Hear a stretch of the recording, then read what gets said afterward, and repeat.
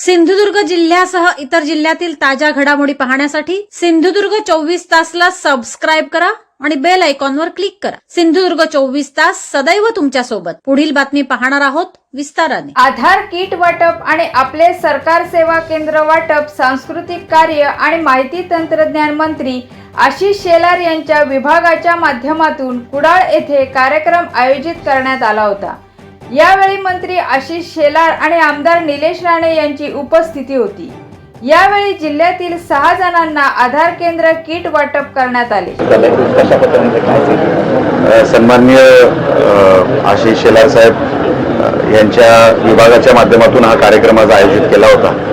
सेवा केंद्र हा एक महत्त्वाचा दुवा आहे। ग्रामीण भागामध्ये सरकार आणि लोकांमध्ये जे आयडेंटिफिकेशन आहे ते त्यांना सुपूर्त करणं, त्याच्यामध्ये पारदर्शकता आणणं, कारण का आधार कार्ड आता आपली एक आयडेंटिटी झाली आहे।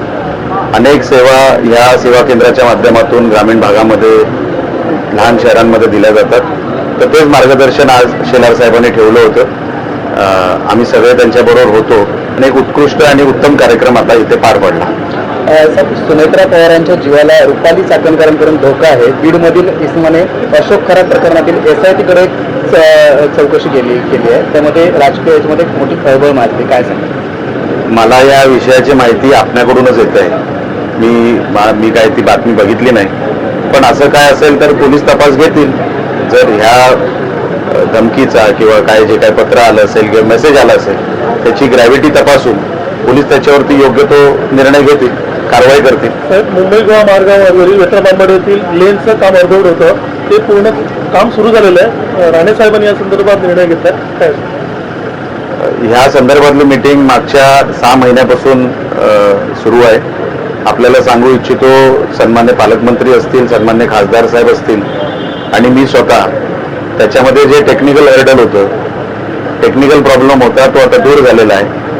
कॉम्पन्सेशनचा विषय होता तोही दूर झालेला आहे आणि जो एक छोटा डिस्प्यूट होता तो आता कायमस्वरूपी आपण मार्गी लावला।